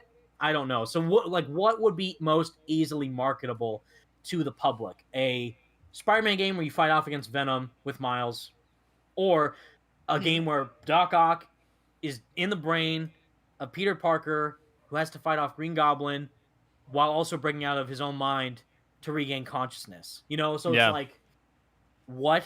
So like, and that's why I think this is a hot take, because I know a lot of people love this game. I can't stand it. I guess the story is good. I hate the game itself. I hate Edge of Time. I'm sorry. I'm not a fan of that game whatsoever. Because I just think that the narrative like that, Spider-Man has to fight off against the future to save the past, to also save the future, but then they switch places in time, and Atrocity makes no sense because it's just Monster Rock again. Yeah, and if you want to talk about reusing boss fights and areas, yeah, look no further. The whole game, bro. The whole game was a literally reused boss fight in one area. that time room was literally the place. Besides the Black Cat fight, was used at every boss fight. At the very end of the game in the credits, there's like the animatic little cutscenes and stuff you can Yeah. see. There's a drawing of the Alchemax building, and it says it's as tall as Mount Everest. So that's why you can skydive down as 2099. And it's like, what a joke, dude. Like, what are you talking about? That's your reasoning, and you're just stuck in this one building. And apparently that's also that high in the present, because he also does the skydiving thing in the present day, too. Again, that would work way better as an animated movie compared to a game. But stuff like that concept itself, because they already did Shattered Dimensions, which is the best Beanox Spider-Man game ever made. And it's just a downgraded version of that. So it's like, that premise is easier with the multiverse of Spider-Man than like a superior Spider-Man game, for example. So, in my opinion. Right, so we got a question from Lejeune. Says, question for Evan. Hey! Why are people starting to realize how good Spider-Man Web of Shadows is now? Bro! Gotti 2018 or 2008? Yes. Game of the Year 2008, you say? Yes. Literally, like, it's insane. Like, that is the blueprint that Insomniac needs to look at for the symbiote mechanics for Marvel Spider-Man 2. Or just easily one of the best versions of Venom I've ever seen. Even though some people might have a flaw with the fact that he can replicate so many symbiotes and all that, like on a technical comic level. I just enjoy it. It's a great time. And the web strike system, bro, the web swinging and going at Mach 5 speed, yeah, one of my favorites. Oh, I hate the voice actor, though, sorry. I think a lot of people can agree. But, I was going to say, I don't know if that will get the pitchforks out, don't worry. Yeah, gameplay is top tier Spider-Man, though. One of the coolest things I saw when I was looking at some of the leaks for that game is that it was originally supposed to be a Marvel Zombies game. Like, so the UI at one point said, like, protect the survivors from the zombies. And, like, that was pretty crazy to think about. What do you think about that? Like, because Marvel Zombies is kind of like, it has a really deep fan base for such a well, it was originally like a weird one-off what-if situation, but like if they were going to make an entire game around it originally, I wonder what deterred them from that. Like, stuff like that is so interesting to me. But we have another comment here from one moment. There we go. Question for all three of you from Jake. How would you feel if Insomniac's Wolverine had an X-Men sequel? How would you want Insomniac to handle it? What storylines would you want it based on, and what base roster? Well, that's the rumor or, possibility right now is that multiplayer game they're working on, is that the X-Men game, right? So if Wolverine ends and the sequel of it is teased for, obviously, if they get like a Marvel's Wolverine 2, but then, psych, here's the multiplayer game. It's an X-Men game. Flick that in there just for like, flexing on the Marvel greatness again. Oh, man. Like, if you're going to get like an X-Men roster, you got to get Nightcrawler. That's number one. Sorry, Cyclops fans or any of you, like Storm fans. Nightcrawler, my fave. Sorry. Even better than Wolverine. I think Nightcrawler is my favorite X-Man. But having that, like, and it would be great because they already would set up a universe with what they do with Wolverine. And yeah, take that further with like, get like Nightcrawler, Cyclops, Colossus, Wolverine, maybe Deadpool if he wants to join in, Storm, Kitty Pryde, Jubilee, who knows? Like all these characters, like just make them playable. If they do multiplayer, like PvP mode or PvE mode, we don't know, but it would be sick. And stories, there's so many interesting ones to choose from. I feel like it would be too safe to do like a Magneto thing, right? Yeah. Like, that's been done a lot. Yeah. So maybe probably avoid that. Or if you want to do it, just don't make it the focus. Maybe make it like a side little narrative thing. But like a core story, I love like the Days of Future Past stuff. Not from the, like, I like the film a lot, but like the comic itself. Yeah. Yeah. It's not the name of it, Mastermind, or no, it's isn't it with an M or something? Like the main AI or whatever, like the Sentinel, like, fuck. I forget what the name is. Yeah, like I almost said Metallo, but that's Superman. I forget. But yeah, like it's like something like that, like there's some impending doom, a newer threat, not a like, they didn't start off Marvel's Spider-Man 1 with Green Goblin. Right? Even though they did start it with a classic foe with Doc Ock, the main person they marketed throughout the entirety of the game's, marketing was Mr. Negative. And they said he's not the main villain, but they made him look like he was, and that's sick. The first villain that we saw in the gameplay demo was Mr. Negative, and that's a super obscure Spider-Man villain to promote for the first ever truly like AAA Sony published Spider-Man game, and they went with Mr. Negative. So that shows they're not afraid to go the obscure route. Right. So for X-Men, yeah, like I don't know, like I would not want a Magneto, but like any other type of like more underutilized, not like either not Apocalypse, either like don't do the heavy hitters, don't do a Thanos obviously for an Avengers game because they did MODOK and that would have been cool if done better. So the same thing here, Guardians, Magus and the Universal Church of Truth. Oh, and I don't know as much about the comics lore for Guardians, but I feel like Nikki was such a good character for the matriarch, and I don't know if that's an original character that Eidos made or if that's actually a thing from the comics. But if it was, the way on how Eidos approached it was wonderful. Like, I've gone on record several times. One of my game of the year 2020, not 2021, but 2020, was Persona 5 Royal. God, what a game, dude. Like, that game broke my heart. It's so good, and the story is kind of similar to Guardians in Persona 5 Royal with Dr. Maruki, who's the main antagonist, but he's not really a foe. Just like Nikki, she's not a bad person. She's just kind of misguided. Yeah. When she's the matriarch. And it's the same thing with Persona 5 Royal with all these twists and turns, and it questions your philosophy about life. Like, should pain exist in real life? Do you need pain to progress, or should you remain stationary in a peaceful life? And it's like that, stuff like that really gets you like thinking about what a goddamn question to answer. That is beautiful. And it's so good how they handled it in Guardians. Like, the promise is like in Persona 5 Royal, they kind of do a similar thing. Like, there's a dream reality you can live in, and the promise is the same thing. So the promise, Peter, you got your mom back. Drax, you have your daughter back. Gamora, you got Nebula back. Rocket, you have Lila back. All that, and Groot, you have your trees back, your friends, your tree planet. So like they're fighting against happiness, but it's fake, obviously, but they're still fighting against what they want the most.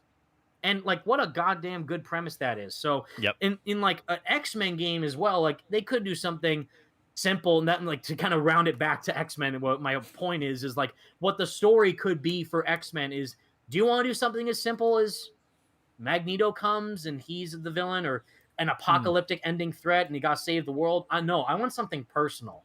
I want something truly gripping, and even if it is a multiplayer focused game, still make the story encapsulating and heartfelt at the core.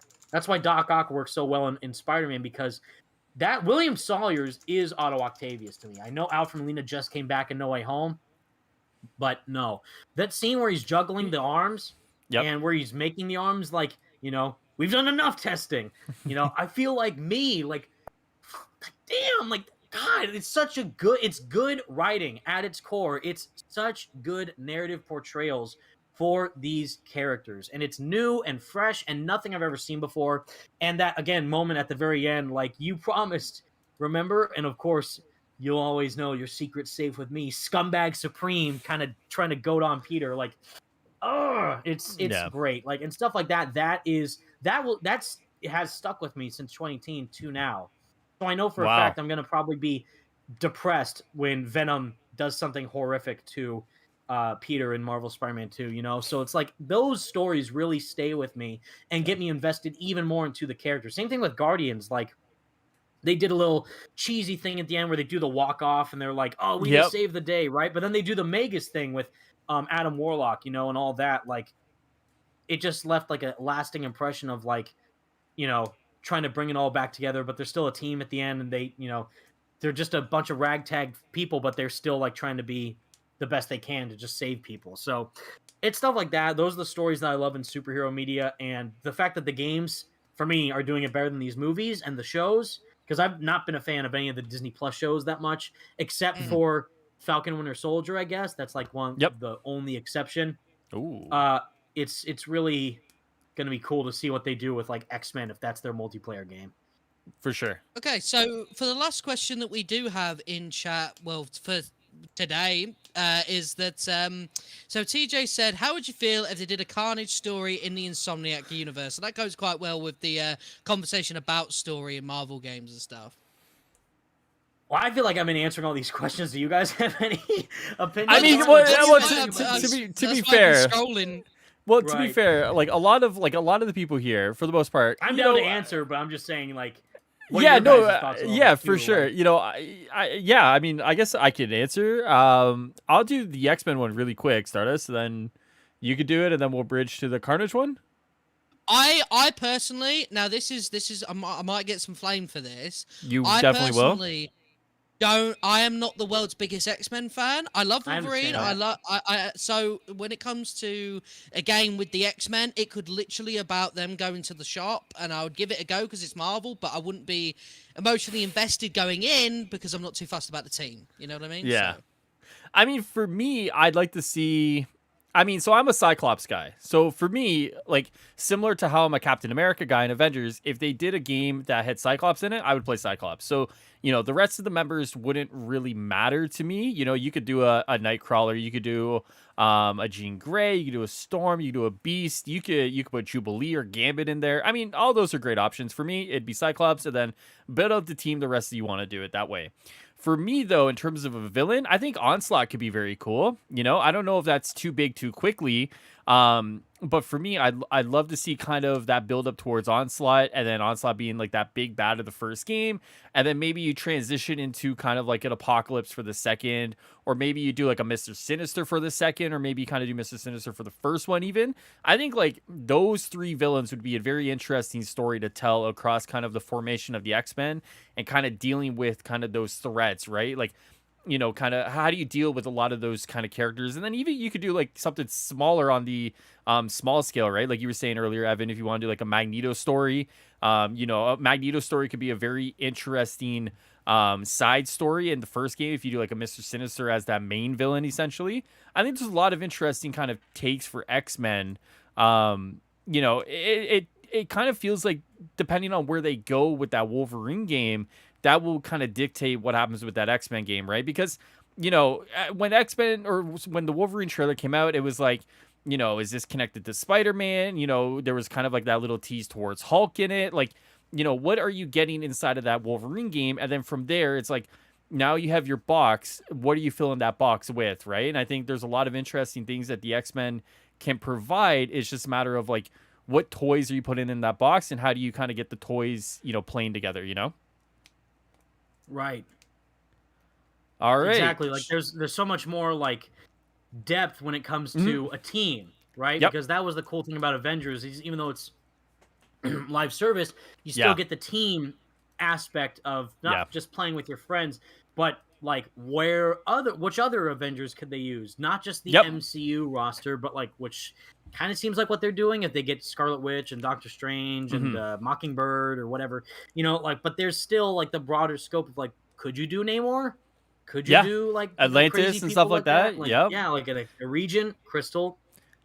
I mean, like even now, And- like yeah, well, like even now with the X-Men, like I don't know how familiar you are with like X-Men comics, but the X-Men comics have gone through like this huge transition over the past few years, right? And like, you know, theoretically, if like an X-Men game is being built like today, right? That's a lot of stuff they could even, you know, build upon, right? Like the Krakoa and how the mutants are kind of, you know, in the face of the world now. They have all these different changes. You know, you even go towards Mars and like terraforming Mars. Like there's actually like a lot of lore from like present day X-Men stuff that you could actually transition into a video game to build out like this cool little part of the world in the universe that like a lot of people may not even know because it's so fresh, right? Like a lot of people, when you think about X-Men, Apocalypse, Mr. Sinister, Days of Future Past, there's a lot of good stories being written right now. And this is coming from someone who traditionally doesn't really care for X-Men. And I think that's kind of like the interesting thing about them is that like, yeah, like you could totally do some unique, cool stories with unique locations and you could fucking rock it. And it could be out there. It could be totally different. You could have all your favorite X-Men characters and it could fucking be amazing, right? Like the story of X-Men who can't die, or like what is, you know, to your point, you were talking about like the philosophical kind of messages that like Guardians was teaching you. What about the X-Men, where the X-Men can't die? Their consciousness is transferred to a new body. How the hell do you tackle that? Like, what does that mean to the characters? What does that mean to yourself as a player? And how do you interpret all those messages? And how do you kind of work through them, not just as a writer who's trying to kind of lay out these different things about consequences in life and cherishing the moment. But as a player who's like, you kind of realize that, you only have a finite amount of time. You got to make the most of it. How do you do that? That's an interesting story. Fuck it. I want that out of my X-Men game. Give me that shit. That's a banger. That's a guy banger. banger right there. Yep, 100%. Fucking right. Let's do it. And All right, again, start us. that's the cool thing. Oh, sorry. I was just going to No, say. yeah, please, by all means. That's the thing about video games, that you have that unlimited potential compared to a movie where there are limits. There are things you can't really transition. Oh, 100%. Versus just crafting it from the ground up in a game. And that's what excites me the most about that. Yeah, I mean, you'll never see Krakoa in an X-Men movie. I would bet my life on it, right? Because there are so many things you would have to tackle. And in a movie perspective, at least when I look at movies, to movie audiences or general audiences, death, like cheapening a death through constant revives and stuff like that, to me, that would be like, so what does it matter if this character dies? They're just going to come back, right? But in a longer format of like gaming and kind of that kind of storytelling, you're able to not only tackle that question, but you're able to tackle the consequences, and you're able to kind of dive into these issues a little bit deeper, because a movie has to have all these set pieces and explosions and action sequences to where you're not able to kind of, tackle those questions, especially in a Marvel movie where there's that expectation of kind of like, this movie has to have this kind of action sequence. The third act has to be a bunch of action. You have to do this kind of laugh track or that kind of thing. Like, you know what I mean? So yeah, definitely when it's like a gaming perspective, I think there's a deeper opportunity there for rich storytelling. And I think you're 100% right.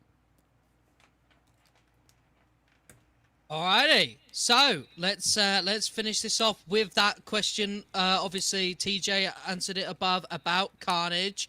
Evan, if the Carnage was going to be introduced, I mean, first of all, do you think he would be? And second of all, how would you do it? I have a hot take again. Ooh, love it. I don't want Carnage. I'm waiting for it. Wait, no. Yes, I hate Carnage with a passion. He's the hell yeah. No. Oh, yeah. Never mind. Okay, well, actually, I think Woody Harrelson was totally miscast as Cletus Cassidy in the movie. I will say that.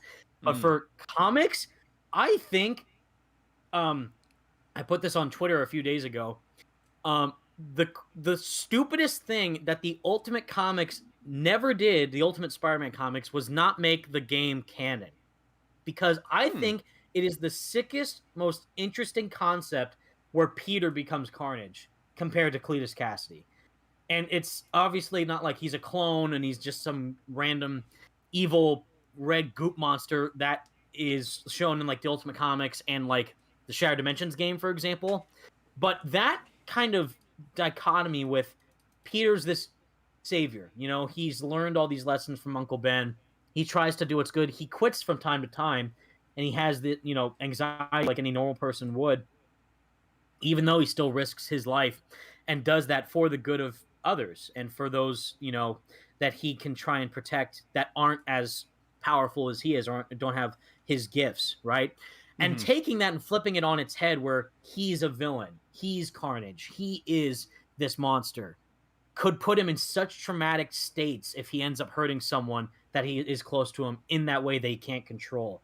And it's like, God, so in Marvel Spider-Man 2, to answer the question, is they're already doing it differently, where even though in the trailer he says, yes, we will, hinting that it's an alien symbiote maybe, because there's the alien symbiote, like the Clintar 616 style, or there is the ultimate version, right, where it's this man-made substance. It's this Marvel science where it's Peter, it's the DNA of your dad's blood mixed with shit. You secure cancer and shit like that. Yeah. Like, there's some other stuff that you just turn into a weird, creepy tooth monster, right? So, okay, sure, Marvel, sure, Brian Michael Bendis, I'll go with you on that. But it's still like that, like what route are they going to take with their interpretation of the symbiote? And again, if that continues into Marvel Spider-Man 3 with Carnage, setting up if they have a Cletus Cassidy cameo in Marvel Spider-Man 2, that could be cool. Or again, further in the Ultimate route, where what if the symbiote turns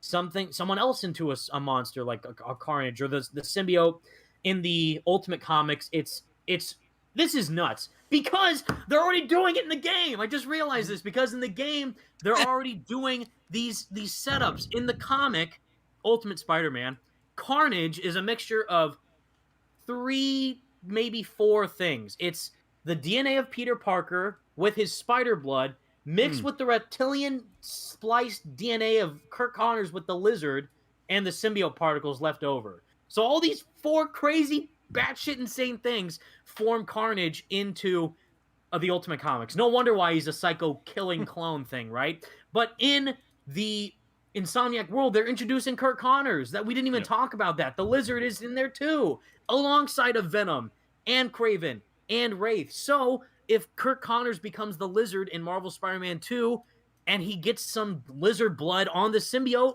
that could form Carnage with Peter's DNA mixed in there if he becomes Black Suit Spider-Man and turn that crazy thing into just a monster clone and kill bunch of people. Rio Morales, kill a bunch of people. I was trying to think of someone specific. Kill MJ, kill Rio Morales, kill J. Jonah Jameson. Kill them all. Kill them all. Like, stuff like that. They probably won't go that dark in a T-rated Spider-Man game, but they already took a lot of really interesting liberties with Doc Ock and his route in the first game. And Finn was all right. I didn't really like her as much as a character, but they still tried to do the best with what they had. Because that wasn't Phineas Mason from the comics, right? That was a totally different version. That's not, you couldn't even classify that as Finn Mason from the comics at all. They could just make a whole new character, but they wanted to make it similar to the Spider-Man lore. So let's apply this character that we made and just make her the Tinkerer, right? So Finn Mason, right? So smart. But that's, again, the liberties, the potential, the possibilities they have with crafting their own spin on it.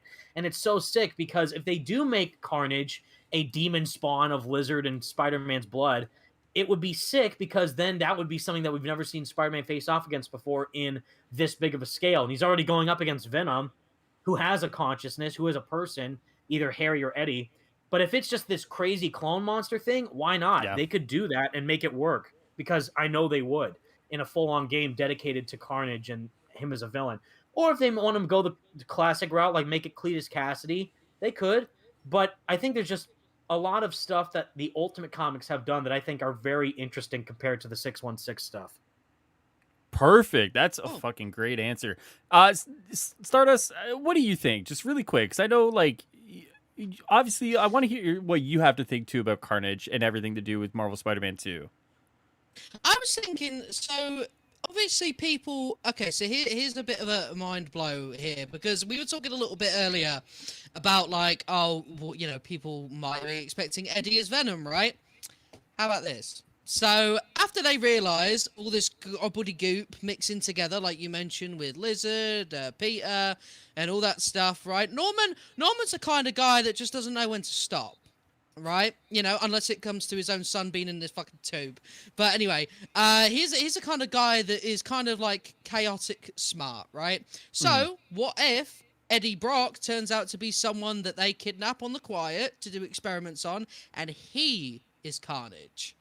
What if they go a different route? What if Eddie Brock becomes the guy who is Carnage? Because if they're already doing somewhat of a swerve anyway, with Harry being Venom, so I feel like that would be a pretty good route. And obviously, eventually, you could remove the Carnage symbiote from Eddie in a way, maybe give him the Venom symbiote.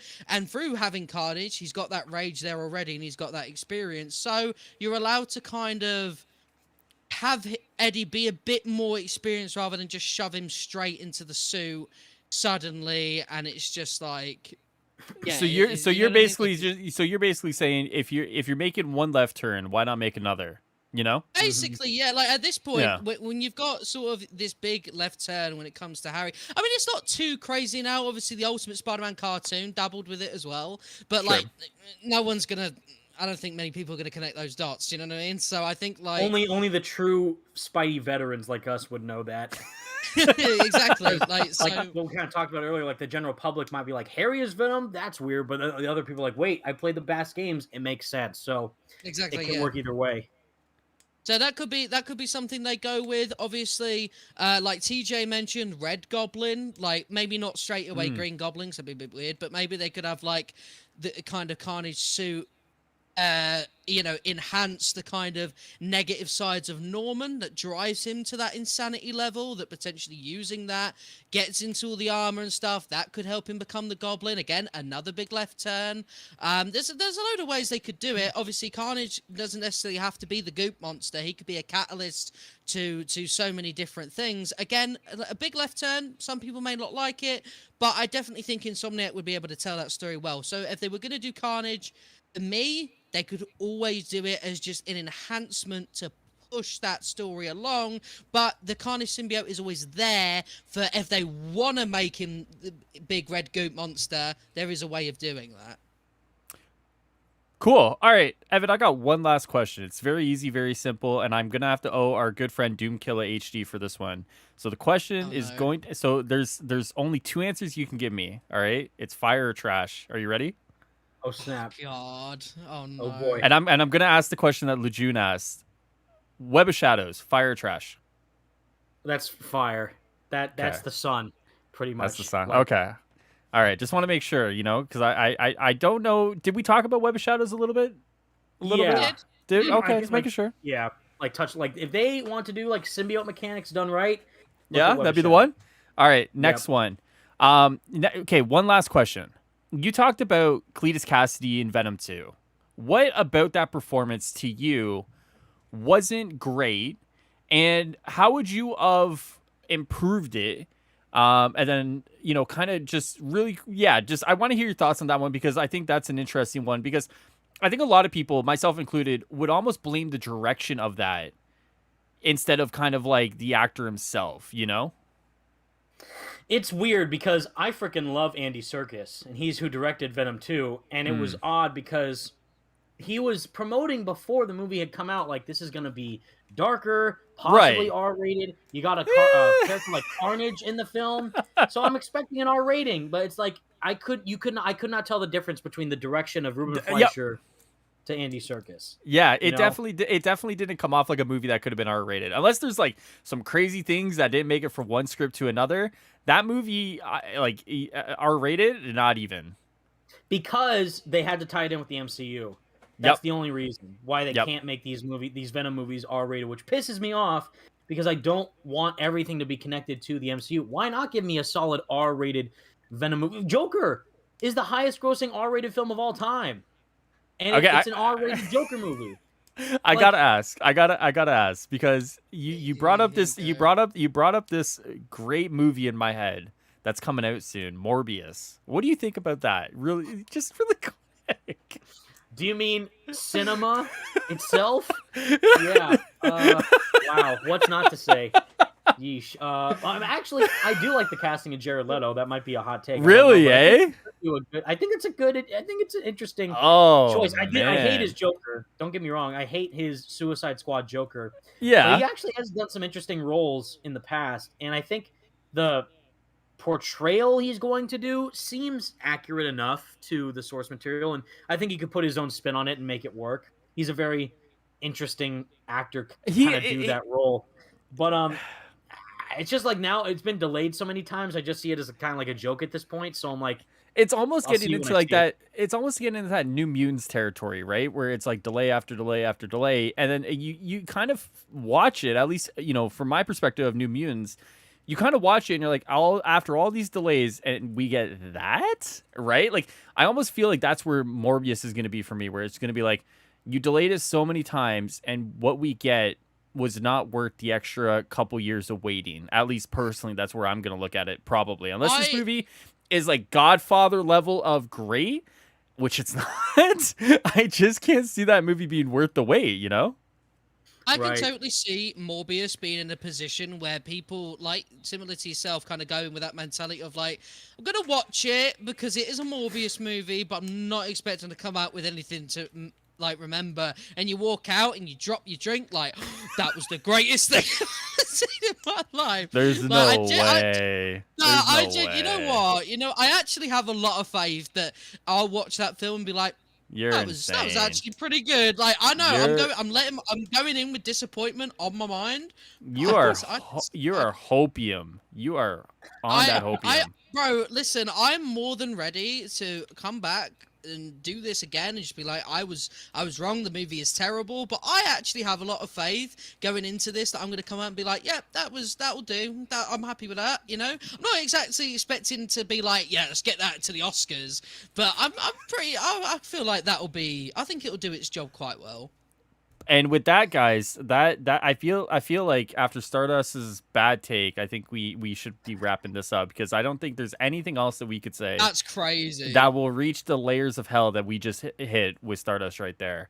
Evan, obviously, I just want to say thank you first and foremost for coming on. I know it just kind of came out of left field, but you were like very quick to be like, yeah, dude, let's fucking talk, right? Like, and I'm down I know, to clown, bro. yeah, I'm dude, available.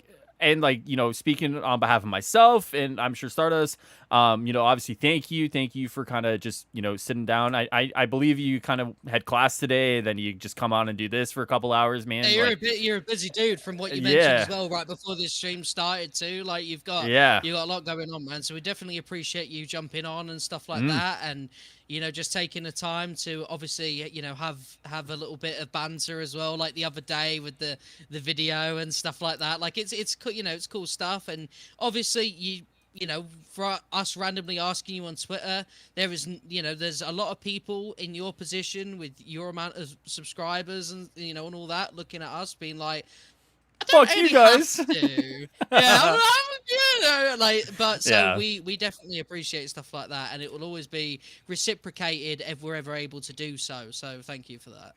Well, I'm honored to be here, guys. Thank you both for having me. I Yeah, had a dude. wonderful time, and I still view myself as a small creator. Like I've been where you guys are now, and I know that you guys are going to get even higher and more attention in like the next few months by the time that they reveal more stuff for Marvel, Avengers, or whatever it is. But I know for a fact that you will get there. I totally guarantee it, because you guys are passionate, 1,000%. You guys obviously have a wonderful community with everyone watching right now, but obviously the Avengers group that you guys have formed with the Assemble podcast is just fans being fans and sharing that passion together. That's what the Spidey Squad's all about, and that's why I love being able to talk to wonderful people like yourselves and just being able to share that excitement with, again, just on a cohesive level, and just as fans being genuine and honest and fun and just having great times with one another is what I cherish. So thank you.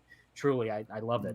Yeah, man. So, I mean, like, at the end of this, dude, do you want to shout out your stuff? Just kind of, if anyone wants to kind of catch you on Twitter or YouTube or whatever social media you use, man, by all means, please shout your stuff out. Of course. Thank you guys so much. Well, you can definitely find me on Evan Filarca, either at Evan Filarca or just Evan Filarca on YouTube and Twitter. There's the Spidey Squad Discord, where we always hang out, talk about Marvel Spider-Man 2 and Marvel games, Wolverine, Marvel movies, the MCU comics, anything you can think of, not just Spidey-related stuff, but anything that you're truly interested in, even DC stuff, on our Discord server. That's all my links in the description on my YouTube videos. And I'm always active, just sharing excitement for Marvel stuff. Of course, I'm hyped for Spider-Man 2 and Wolverine. And I got a video coming out tomorrow as well about the Skydance new media game, so check that out if you're interested. And it'll be very cool to talk to you guys again once we get more info about either any of those games or anything else you guys can think of that I could be, luckily, to be a guest on. I'd be more than happy to do so. Sounds Dude, good, man. Well, if anyone wants a shortcut to get to Evan's YouTube channel, that link is in description down below, so you can make sure to go and check that out. I made sure to do that first of all. See, I'm organized. Thank you for watching. Thank you for watching this. This really means a lot. I love doing this. Me and High Ruler, don't get together as much to do these anymore because he has a job. He's being responsible. I can't believe it. So it is pretty. It's nice because you are actually our first guest when we've been doing this. So normally we just go back and forth ourselves. But yeah, this is officially the first time we've ever had a guest. Unless I've got some serious memory loss and I feel bad. No, I think you and I have done a lot of individually, but I think as a cohesive unit, a duo ship. Cohesive unit. I think Evan would be our first one. So that's crazy, yeah, man. So appreciate that a lot. Yeah, thanks. So, I wouldn't be. Yeah, me neither. That's not something I'll put on the CV anytime soon, bro. Don't worry about it. But if you guys want to check out, obviously, High Ruler, links for his channel. Don't worry, Stardust, because there's probably no way you guys aren't going to know who High Ruler is anyway. But yeah. just so anyone doesn't know, I actually don't have the Assemble Podcast outro, so it's going to be the High Ruler outro, because I'm not organized, and that's all we have. I'm just gonna end the stream. So that doesn't have to come up. I don't want this man advertising on my show. Okay, right. I'll see you on a bit.